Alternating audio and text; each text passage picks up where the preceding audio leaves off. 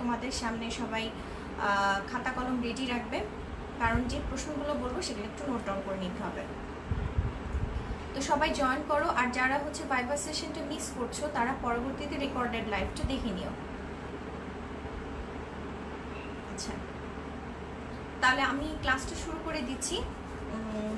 আজকে হচ্ছে আমরা শুরু করব কার্ডিওভাস্কুলার সিস্টেম দিয়ে। কার্ডিওভাস্কুলার সিস্টেমের মধ্যে এটা কিন্তু আমাদের খুব ইম্পর্টেন্ট একটা টপিকস, বিকজ এটা কিন্তু জেনারেল অ্যানাটমিতেও কিন্তু আমাদের এই কার্ডিওভাস্কুলার সিস্টেম থেকে অনেক প্রশ্ন আসে। হ্যাঁ, অনেক প্রশ্ন আসে আমাদের কার্ডিওভাস্কুলার সিস্টেম থেকে। তো ফার্স্টেই তোমাদের কার্ডিওভাস্কুলার সিস্টেমের যেই আমাদের প্রশ্নটা আমরা যেটা করি যে ব্লাড ভেসেলসগুলোর ক্লাসিফিকেশন।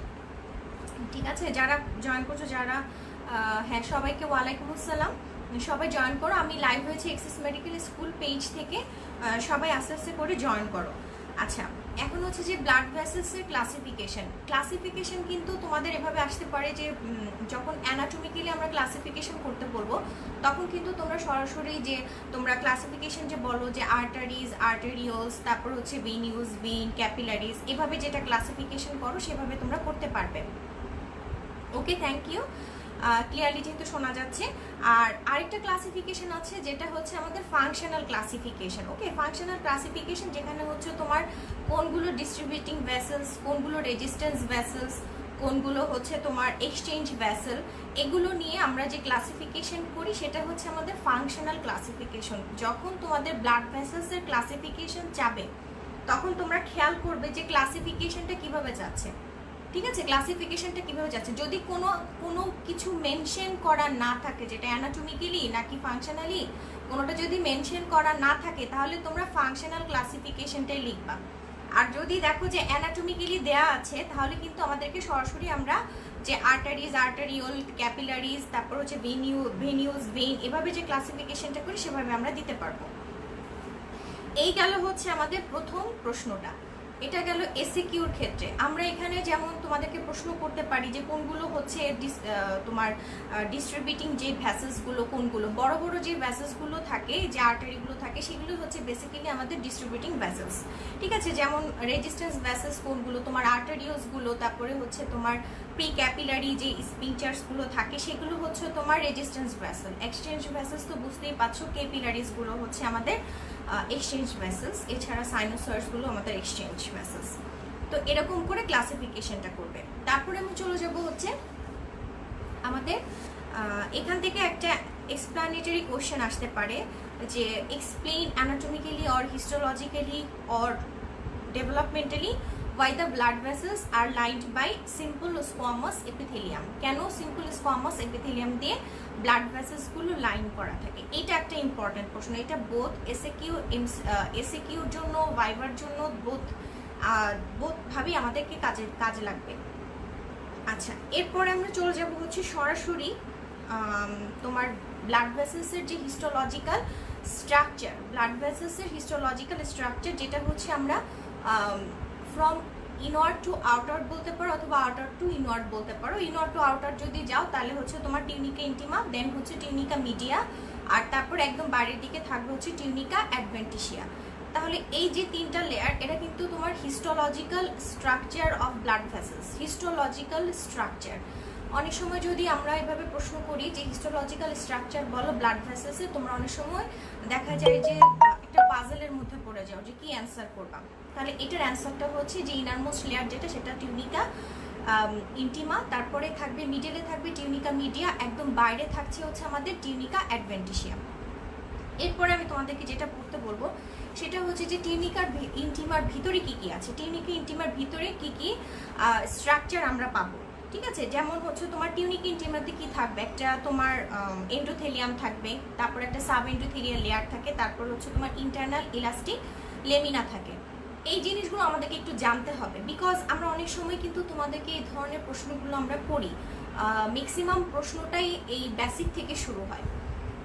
তারপরে মনে করো যে আমরা হঠাৎ করে যদি বলি যে টিউনিকা মিডিয়াতে কি আছে, অবশ্যই সেখানে মাসল থাকবে। টিউনিকা মিডিয়া তো অবশ্যই মাসল থাকবে, মাসল তো থাকবেই। আর থাকবে হচ্ছে তোমার external elastic lamina, external elastic lamina. আর আমাদের যে আউটার যে অ্যাডভেন্টিসিয়া যেটা, সেটা তো হচ্ছে আমাদের কানেকটিভ টিস্যু লেয়ার। অ্যাডভেন্টিশিয়াতে কি কি থাকে এটা তো তোমরা জানোই। তো এই গেল হচ্ছে আমাদের তিনটা লেয়ারের মধ্যে কি কি আছে সেটা আমাদেরকে জানতে হবে, কারণ অনেক সময় এমসিকিউতে প্রশ্ন আসে। এমসিকিউতে আমাদের প্রশ্ন আসে যে ইন্টারনাল ইলাস্টিক লেমিনাটা কোথায় সিচুয়েটেড, অথবা কোন কোন জিনিসগুলো তোমার টিউনিকা ইন্টিমার সাথে ইনক্লুডেড। ওকে, তাহলে এই গেল হচ্ছে আমাদের স্ট্রাকচার, যে তুমি হিস্টোলজিক্যাল স্ট্রাকচারের মধ্যে কি কিভাবে তুমি বলবা। তুমি ইনওয়ার্ড টু আউটওয়ার্ড যেতে পারো অথবা আউটওয়ার্ড টু ইনওয়ার্ড যেতে পারো। আচ্ছা, তারপরে আমাদের প্রশ্নটা যেটা থাকে, এরপর এখান থেকে সরাসরি আর্টারি ভেইনের পার্থক্য তো চলে যেতে পারে, যে আর্টারি আর ভেইনের মধ্যে পার্থক্য বলো। তখন কিন্তু তুমি মেইন যে পার্থক্যগুলো আছে সেইগুলো হাইলাইট করবে আগে। যখন তোমাদেরকে হিস্টোলজি পোর্শনে এই প্রশ্নটা জিজ্ঞেস করা হবে, তখন তোমাদেরকে অবশ্যই ধরে নিতে হবে যে আমি হিস্টোলজিক্যাল যে পার্থক্যগুলো আছে আমাকে এখানে সেগুলোই মেনশন করতে হবে। আমাদের অ্যানাটমিক্যাল যে অ্যানাটমিক্যাল যে পার্থক্যগুলো এখানে দরকার নাই, শুধু হিস্টোলজিক্যাল মেইন পার্থক্য যেগুলো আছে সেগুলোই তোমরা এখানে ইনক্লুড করবে। এই গেল হচ্ছে আমাদের আর্টারি ভেইনের মধ্যে পার্থক্য। এখন দেখো আর্টারিজের মধ্যে তো আমাদের আর্টারি আছে ইলাস্টিক আর্টারি, মাসকুলার আর্টারি, তাই না? ইলাস্টিক আর্টারি, মাসকুলার আর্টারি, এই দুইটা আর্টারির মধ্যে আমাদের পার্থক্য করতে হবে, elastic artery versus muscular artery, কারণ এখানে কিন্তু খুব ইন্টারেস্টিং একটা পার্থক্য আছে। আচ্ছা, তারপরে আমরা এখান থেকে ভেইনের স্ট্রাকচার যদি বলো, তোমরা এই জিনিসটা পড়ার আগে, পার্থক্যগুলো পড়ার আগে, যে আর্টারির ক্ষেত্রে আমাদের তিনটা লেয়ারে কি কি থাকে, ভেইনের ক্ষেত্রে আমাদের তিনটা লেয়ারে কি কি থাকে, এই জিনিসটা আগে পড়ে ফেলবা। তাতে তোমাদের যেটা সুবিধা হবে, যে যখন তোমরা এটার পার্থক্যগুলো যখন তোমরা পড়বে, তখন দেখবা যে অনেকটাই তোমরা নিজেরাই বলতে পারছো। সো দুইটাই তোমরা আগে, যে ইন্টারনালি যে আর্টারি ক্ষেত্রে টিউনিকা ইন্টিমাতে কি থাকবে, কোনটা অ্যাবসেন্ট থাকবে, কোনটা থাকবে, কোনটা থাকবে না, এই জিনিসগুলো আগে পড়ে নিবা, তাহলে তোমাদের পার্থক্যটা পড়তে খুব সুবিধা হবে। আচ্ছা, এরপরে আমরা একটা প্রশ্ন জিজ্ঞেস করি, সেটা হচ্ছে হোয়াট ইজ ভাসা ভেসোরাম, হোয়াট ইজ ভাসা ভেসোরাম অ্যান্ড ইম্পর্টেন্স অফ ভাসা ভেসোরাম। হোয়াট ইজ ভাসা ভেসোরাম, এই জিনিসগুলো নিয়ে তোমাদের কোনো অডিট হওয়ার কোনো দরকার নেই, বিকজ আমি তোমাদের সেলের লেকচারটা শেষ হওয়ার পরপরই আমি এরপরে যে লেকচারটা নিব সেটা হচ্ছে আমাদের কার্ডিওভাস্কুলার সিস্টেমের উপরে, অথবা ভাস্কুলার সিস্টেম, এটার উপরে আমি তোমাদের নেক্সট লেকচারটা নিব। সেলটা শেষ হয়ে যাওয়ার পরপরই আমি এইটা নিয়ে আমি লেকচার নিব। সুতরাং ওখানে আমার সমস্ত অ্যান্সারগুলো দেয়া থাকবে, যে তোমরা কোনটা অ্যান্সার কিভাবে করবে। তাহলে দেখো ভাসা ভেসোরাম কাকে বলে আর ভাসা ভেসোরামের ইম্পর্টেন্স কি। আচ্ছা, আর এদিকে হচ্ছে তুমি ইলাস্টিক আর্টারি, বড় বড় যে আর্টারিগুলো আমাদের বডিতে আছে সেগুলো হচ্ছে তোমার ইলাস্টিক আর্টারি, আর মিডিয়াম সাইজ আর্টারিগুলো হচ্ছে আমাদের মাসকুলার আর্টারি। দুইটার মধ্যে পার্থক্য করবে। দুইটার মধ্যে পার্থক্যের ক্ষেত্রে কিন্তু টিউনিকা মিডিয়াটা খুব ইম্পর্টেন্ট। টিউনিকা মিডিয়ার মধ্যে মেইনলি পার্থক্যটা রয়েছে, যে ইলাস্টিক আর্টারি আর তোমার মাসকুলার আর্টারির মধ্যে যে পার্থক্যটা, এটা টিউনিকা মিডিয়াতেই বেশি পরিলক্ষিত হয়, যেটা আমরা বেশি দেখতে পাই। আর ইলাস্টিক আর্টারি না বলে অনেক সময় লার্জ আর্টারিও বলতে পারে, যে large artery versus medium sized আর্টারির তোমরা পার্থক্য বলো, এভাবেও প্রশ্নটা আসতে পারে।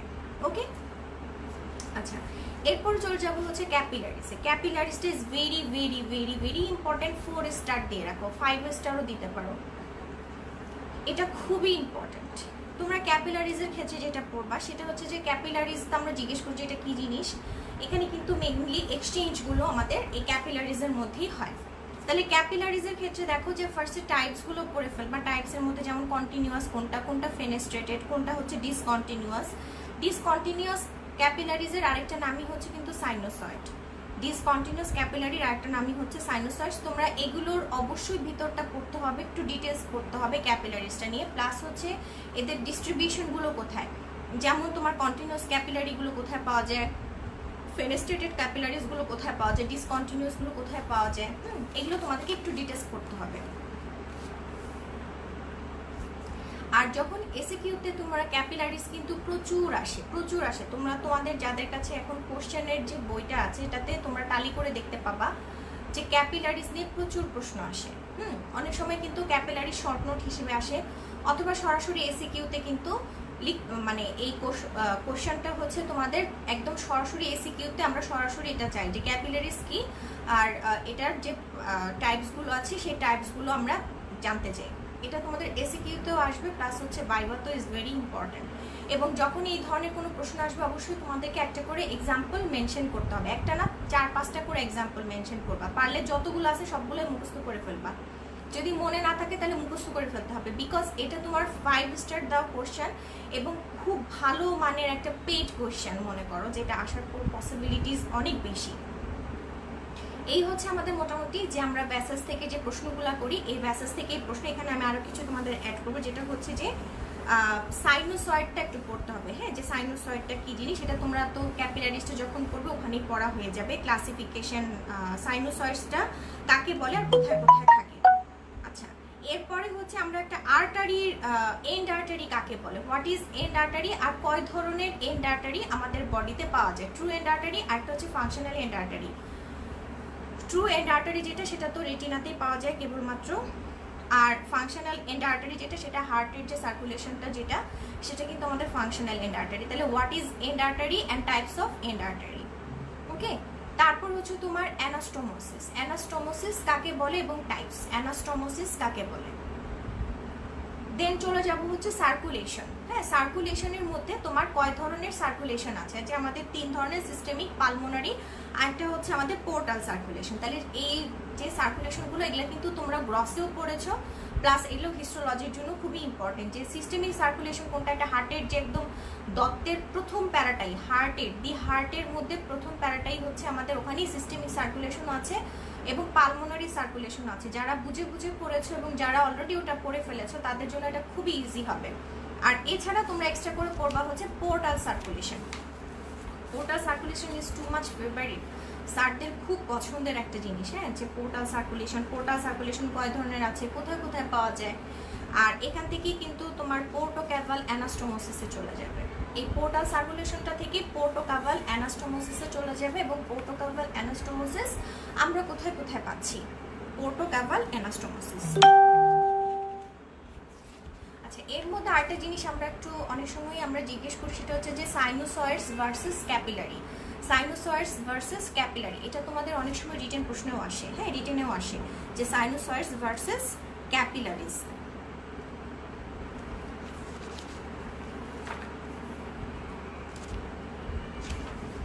ওকে, এই হচ্ছে আমাদের মোটামুটি সার্কুলেটরি সিস্টেম।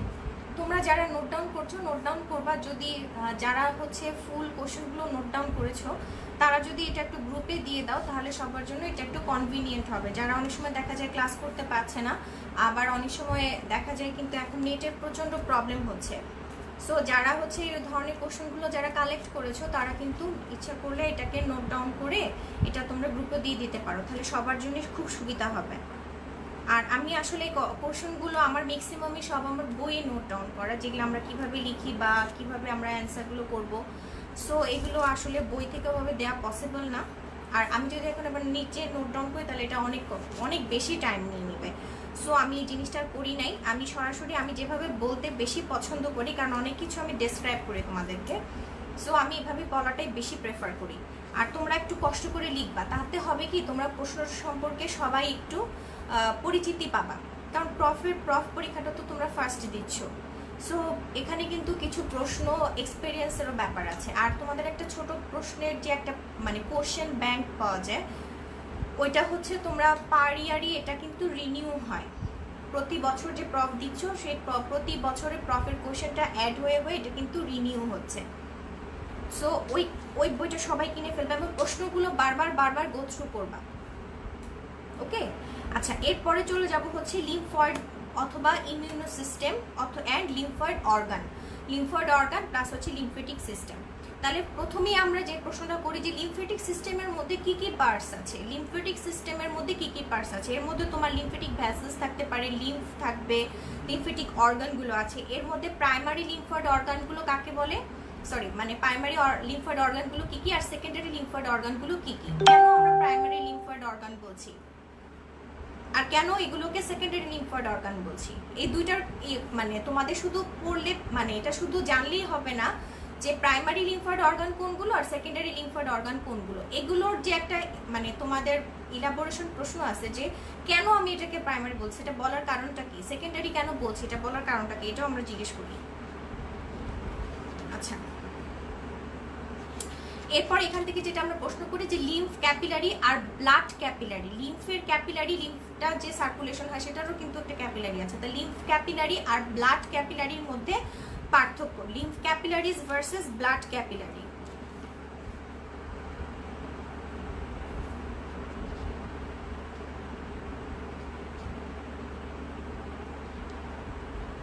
আচ্ছা, প্রাইমারি লিম্ফয়েড অর্গান আর সেকেন্ডারি যে লিম্ফয়েড অর্গানগুলো, এগুলো তো তোমরা জানোই যে প্রাইমারি লিম্ফয়েড অর্গানগুলো হচ্ছে বোন ম্যারো আর থাইমাস। কেন আমরা প্রাইমারি লিম্ফয়েড অর্গান বলছি?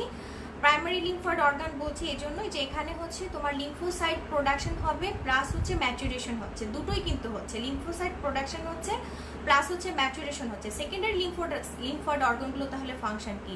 এখানে গিয়ে ফার্দার ম্যাচুরেশন হচ্ছে এবং তারা কিন্তু ইমিউনো রেসপন্স ইলিসিট করে, ইমিউনো রেসপন্স প্রডিউস করে সেকেন্ডারি লিম্ফয়েড অর্গানগুলো, ঠিক আছে? সেই জন্য এটাকে আমরা সেকেন্ডারি বলি, কারণ এখানে গিয়ে ফার্দার ম্যাচুরেশন হচ্ছে।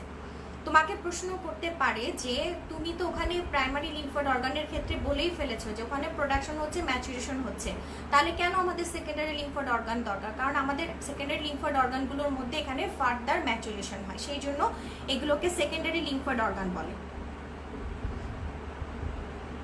আচ্ছা, এখান থেকে আমরা যেটা প্রশ্ন করি থাইমাস, থাইমাসটা একদম থরোলি পড়ে ফেলতে হবে, কারণ এটা তোমাদের যদি স্লাইড থাকে তাহলে স্লাইডে যদি লাকি স্লাইডে আসে তখন কিন্তু তোমাদেরকে ডিটেলস লিখতে হবে। ফার্স্টে লাকি স্লাইডের ক্ষেত্রে লাকি স্লাইড হচ্ছে যে তোমরা ভাইবা পরীক্ষার শুরুতেই তোমরা যখন অসপি দিয়ে যে যার জায়গায় বসবে তখন ওখান থেকে আমরা ভাইবার জন্য ডাক দিব, তোমরা এসে না দেখে দুটা স্লাইড তুলতে হবে। দুটা স্লাইড হচ্ছে তোমার লাকি স্লাইড, না দেখে তুমি দুটা স্লাইড তুললা, তারপর তুমি এটা নিয়ে বসে যাবা মাইক্রোস্কোপের নিচে গিয়ে তুমি স্লাইড দুটো আইডেন্টিফাই করবে, ঠিক আছে? স্লাইড দুটো আইডেন্টিফাই করবে, এরই মাঝখানে কিন্তু তোমাদেরকে আবার ভাইবার জন্য কল করা হবে, তারপর এসে তোমরা আবার ভাইবাটা দিয়ে যাবা, তারপর বসে যদি কমপ্লিট না করতে পারো তখন বাকিটা বসে তোমরা কমপ্লিট করে ফেলবা। তারপরে পরীক্ষা শেষ হলে তারপর তোমাদের এক্সামিনার স্যার গিয়ে তোমাদের যে তোমরা কি কি স্লাইড এসেছে এবং কে কি আইডেন্টিফাই করেছো সেটা যে দেখবে। এখন হচ্ছে যে লাকি স্লাইডের ক্ষেত্রে আমি কি কি লিখবো, এগুলো আইডেন্টিফাইং পয়েন্টস লিখতে হবে, প্লাস হচ্ছে এটার পিকচার দিতে হবে এবং ডেসক্রিপশন দিতে হবে মাস্ট। তাহলে আমাদের থাইমাসটা পুরোটাই করে ফেলতে হবে। এখান থেকে আসলে আলাদা করে ইম্পর্টেন্ট কিছু বলেন এখান থেকে বলার কিছু নাই, কারণ লিম্ফয়েড অর্গানের যে তিনটা লিম্ফয়েড অর্গান আমরা পড়াই এটা খুবই ইম্পর্টেন্ট। একটা হচ্ছে তোমার থাইমাসের হিস্টোলজিক্যাল স্ট্রাকচার পড়ে ফেলবা, ফাংশনটা পড়ে ফেলবা, আর হচ্ছে এখানে একটা ইম্পর্টেন্ট একটা স্ট্রাকচার যেটা হচ্ছে হ্যাসেস কর্পাসেলটা কি জিনিস এবং কিরকম দেখা যায়। তুমি যখনই তোমার কাছে থাইমাস আসবে তোমার কিন্তু এইটাই মেইন একটা আইডেন্টিফাইং পয়েন্টস যে তুমি এখানে হ্যাসেস কর্পাসেল দেখতে পাচ্ছ, তখনই কিন্তু এক্সামিনার ওই হ্যাসেস কর্পাসেল থেকে প্রশ্ন করা শুরু করবে যে এটা কিভাবে চিনলা, কেমন দেখা গেছে, এটার ফাংশন কি, এটা কি করে, হ্যাঁ এই ধরনের প্রশ্নগুলো জিজ্ঞেস করবে। সো আমাদেরকে এটা একটু ডিটেলস পড়তে হবে। তারপরে চলে যাওয়া হচ্ছে লিম্ফ নোডটা ইজ ভেরি ইম্পর্টেন্ট। লিম্ফ নোডের কর্টেক্স মেডুলা, কর্টেক্সে কি পাওয়া যায়, আউটার কর্টেক্স ইনার মেডুলা, কর্টেক্সে কি কি স্ট্রাকচার আছে, মেডুলাতে কি কি স্ট্রাকচার আছে, এগুলো আমাদেরকে একদম ওভারঅল গুচ্ছ করে যেতে হবে, কিচ্ছু করার নাই। এবং এটা কিন্তু প্রত্যেকটারই histological structure is very very important.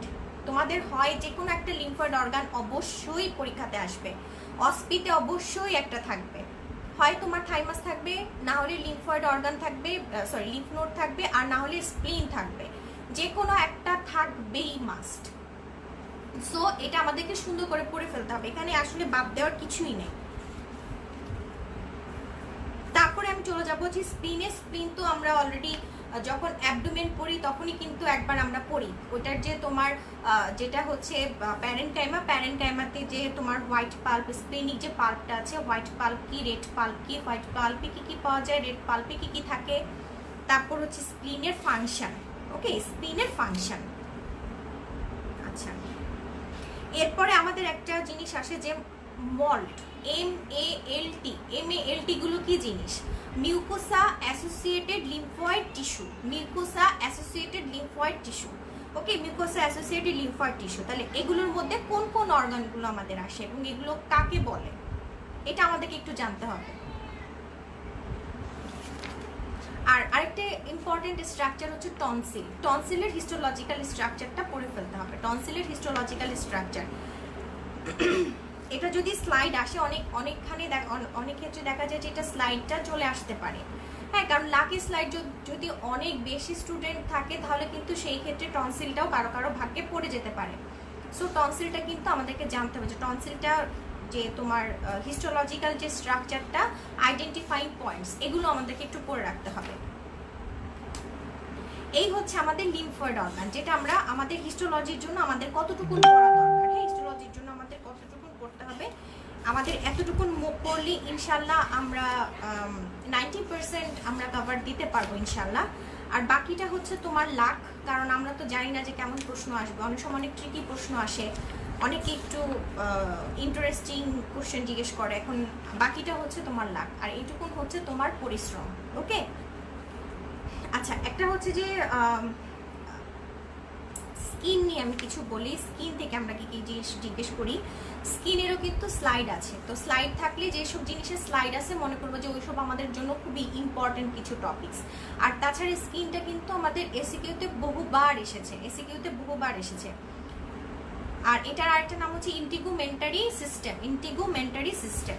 তাহলে স্কিনের ক্ষেত্রে আমরা প্রথমেই আমরা যেটা পড়বো সেটা হচ্ছে যে ফার্স্টে আমরা লেয়ারগুলো পড়ে ফেলবো, যে উপরে এপিডার্মিস, তারপর হচ্ছে ডার্মিস। হ্যাঁ, তারপরে নিচে থাকে হচ্ছে হাইপোডার্মিস। তাহলে মেইনলি হচ্ছে আমাদের এপিডার্মিস আর ডার্মিস। তাহলে তোমার হচ্ছে এর পরপরই তো প্রশ্ন চলে যাবে যে লেয়ারস অফ এপিডার্মিস, কি কি লেয়ার আছে। 5টা লেয়ার আছে, 5টা লেয়ারের নাম মুখস্থ করে ফেলবা। আর ছোট ছোট বর্ণনা শিখতে হবে, কারণ এটা যদি তোমাদের এসিকিউতে আসে তাহলে কিন্তু শুধুমাত্র যদি তুমি এপিডার্মিসটা তোমার শর্ট নোট হিসেবে আসে, অথবা তোমার যদি লেয়ারগুলো জানতে চায়, তুমি যদি এতটুকু লেখো তোমার নাম্বারটা কিন্তু কভার করবে না। ওকে, তোমার নাম্বার কিন্তু কভার করবে না। সো এই ক্ষেত্রে আমাদেরকে একটু ডিটেলস পড়তে হবে।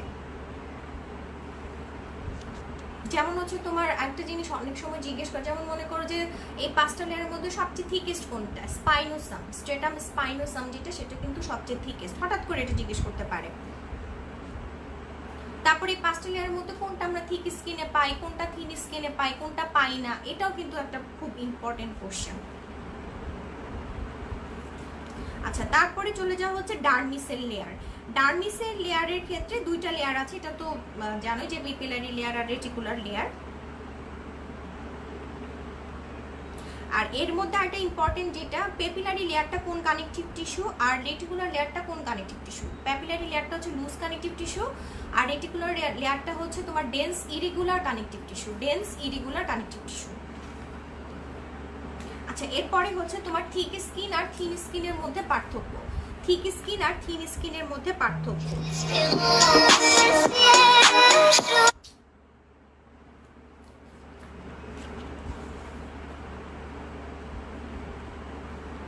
তাহলে থিক স্কিন আর থিন স্কিনের মধ্যে পার্থক্য। ওকে, আচ্ছা, এরপরে হচ্ছে তোমার ফাংশনস অফ স্কিন।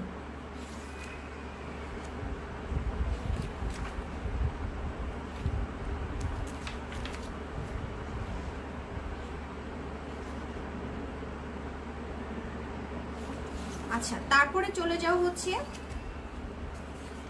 আমাদের স্কিনের মধ্যে কিন্তু কিছু সেল আছে, এপিডার্মিসের মধ্যে কিছু সেল আছে, যেমন হচ্ছে তোমার কেরাটিনোসাইট, ল্যাঙ্গারহ্যান্স সেল, মেলানোসাইট। এটা কি কি সেল পাওয়া যায় এপিডার্মিসে, আমাদের কি কি সেল পাওয়া যায়, আর সেলগুলো কোন লেয়ারে পাওয়া যায়, কোনটা কোন লেয়ারে পাওয়া যায়, শুধু এতটুকু জানলেই হবে।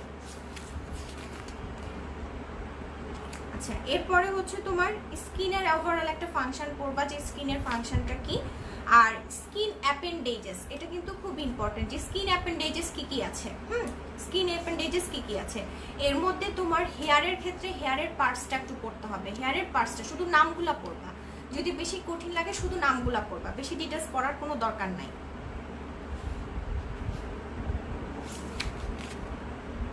আর কিছু স্কিনের মধ্যে কিন্তু কিছু সেন্সরি রিসেপ্টর আছে। হ্যাঁ, সেন্সরি রিসেপ্টর, এগুলো কিন্তু তোমাদেরকে আমরা যখন তোমরা নিউরো অ্যানাটমি পড়ো তখনও কিন্তু এই জিনিসগুলো আমাদের পড়ানো হয়, যে তোমার কি কি রিসেপ্টর আছে, কি কোনগুলো থাকে হচ্ছে তোমার আনক্যাপসুলেটেড, কোনগুলো হচ্ছে এনক্যাপসুলেটেড, মানে ক্যাপসুলেটেড, আর কোনগুলো হচ্ছে এনক্যাপসুলেটেড। তাহলে হচ্ছে তোমার কি কি পাওয়া যায়, যেমন ফ্রি নার্ভ এন্ডিং আছে, তারপরে হচ্ছে তোমার মার্কেল সেল, তারপরে তোমার মেসনাস কর্পাস সেল, এগুলো তোমার কোনটা কোথায় পাওয়া যায়, এগুলো একটু পড়তে হবে যে কি কি সেন্সরি রিসেপ্টর আছে এবং এদের ক্লাসিফিকেশন।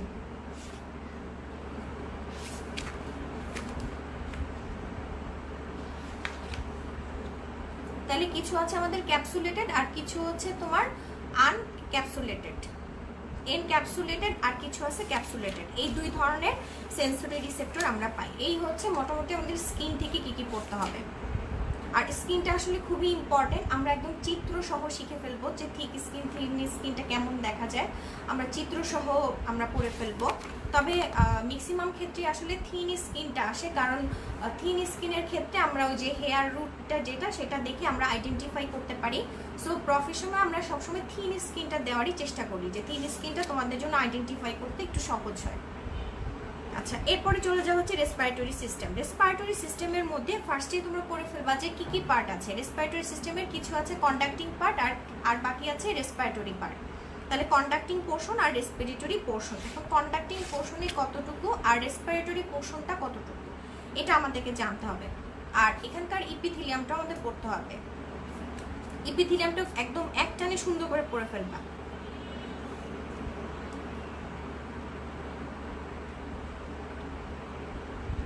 আচ্ছা, এখন আসুন, আচ্ছা রেসপিরেটরি এপিথেলিয়াম কোনটা? রেসপিরেটরি এপিথেলিয়ামটা কিন্তু হচ্ছে pseudostratified ciliated columnar epithelium. Pseudostratified ciliated columnar epithelium. এছাড়া কিন্তু এখানে কিছু সেল পাওয়া যায়, যেমন হচ্ছে তোমার goblet cell, brush cell, basal cell, এই সেলগুলো পাওয়া যায়। তাহলে রেসপিরেটরি এপিথেলিয়ামে কি কি পাওয়া যায়? ফার্স্টে তুমি লাইনিং এপিথেলিয়ামটা বলবা, তারপরে হচ্ছে কি কি সেল পাওয়া যায় সেলের নামগুলো উল্লেখ করতে হবে।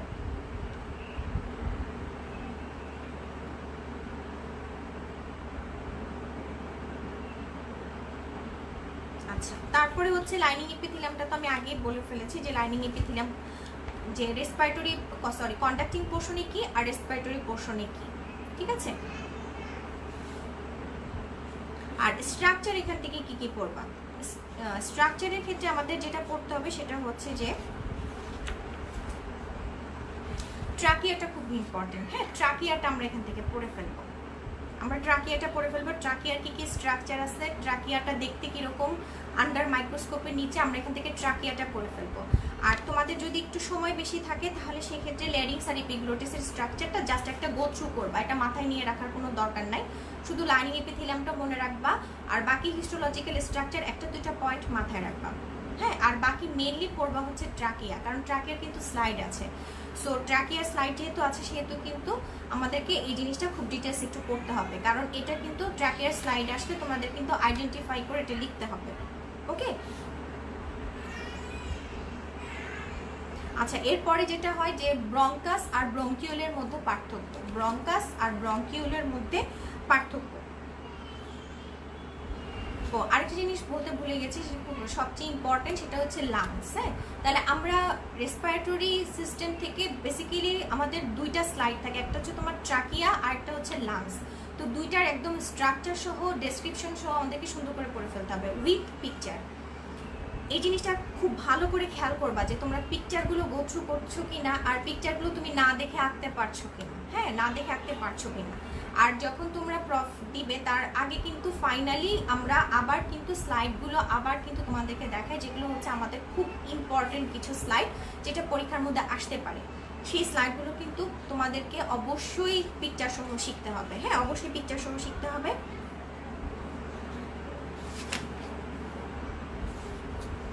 আর অ্যালভিওলাসে কি কি সেল পাওয়া যায়? অ্যালভিওলাসে কি কি সেল পাওয়া যায় এটা তো একটা মানে লাংসটা যখন ড্রসের সময় পড়ো তখনও কিন্তু আমরা এগুলো পড়াই, যে টাইপ 1 নিউমোসাইট, টাইপ 2 নিউমোসাইট আর অ্যালভিওলার ম্যাক্রোফেজেস কোনটার ফাংশন কি। টাইপ 1 নিউমোসাইটটা কিন্তু অ্যালভিওলাসের lining epithelium, simple squamous epithelium, ঠিক আছে? তাহলে আর টাইপ 2 যেটা সেটা কিন্তু হচ্ছে তোমার টাইপ 2 নিউমোসাইট, যেটা সেটার ফাংশন হচ্ছে সারফেক্টিন রিলিজ করা। আর যেটা অ্যালভিওলার ম্যাক্রোফেজ সেটা তো বুঝতেই পারছো, এটা হচ্ছে ফেগোসাইটোসিসে হেল্প করে। তাহলে অ্যালভিওলাসের হচ্ছে কি কি তোমার সেল পাওয়া যায়, সেলগুলোর ফাংশন কি। আর পুরো রেসপিরেটরি যে পোর্শনটা মানে রেসপিরেটরি সিস্টেমের পুরোটাই তোমাদেরকে পড়তে হবে, যে এই রেসপিরেটরি সিস্টেমটা কোথা থেকে কতটুকু পর্যন্ত এক্সটেন্ড করে আর এদের লাইনিং এপিথেলিয়াম। আর রেসপিরেটরি এপিথেলিয়াম কি, হঠাৎ করে আসতে পারে কিন্তু রেসপিরেটরি এপিথেলিয়াম কি। তারপরে এখান থেকে আরেকটা কোশ্চেন আসে যে রেসপিরেটরি মেমব্রেন এটা কিন্তু তোমরা হিস্টোলজিতেও পড়ো, সরি ফিজিওলজিতেও কিন্তু তোমরা পড়েছো যে রেসপিরেটরি মেমব্রেন কি, এখানে কি কি স্ট্রাকচার আছে আর এদের ফাংশন কি, রেসপিরেটরি মেমব্রেন।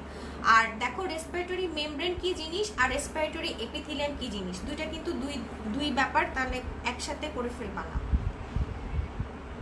আমাদের অনেক সময় পড়তে ভুল হয়ে যায়। হ্যাঁ, তো রেসপিরেটরি মেমব্রেন আর রেসপিরেটরি এপিথেলিয়াম দুইটাই আমাদের জন্য ইম্পর্টেন্ট। তারপর এখান থেকে কিন্তু অনেক সময় এক্সপ্লানেটরি প্রশ্ন আসতে পারে যে সারফেক্টেন্টটা কেন ইম্পর্টেন্ট আমাদের জন্য, সারফেক্টেন্ট কেন ইম্পর্টেন্ট। তারপর তোমার হচ্ছে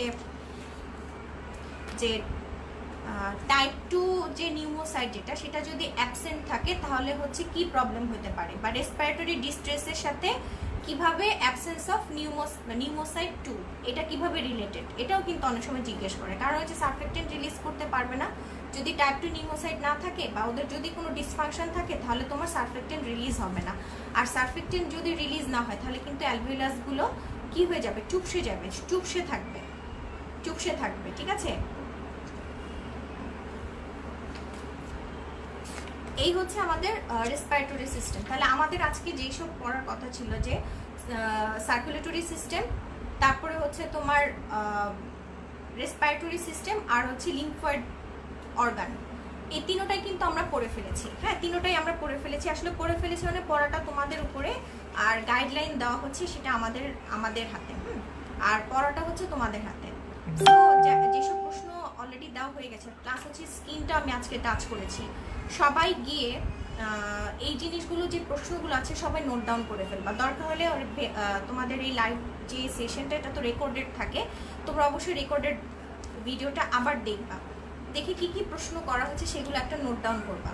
আর নোট ডাউন করার পরে যখন করবা দেখবা যে টপিকসটা অনেক শর্ট হয়ে এসেছে।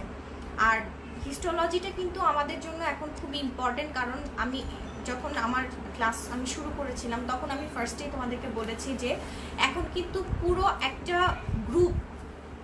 একটা গ্রুপই কিন্তু আমাদের হিস্টোলজি ওরিয়েন্টেড। সো আমাদের হিস্টোলজিটা বাদ দিলে আমরা কিন্তু ফুল একটা গ্রুপ আনটাচ রয়ে যাবে।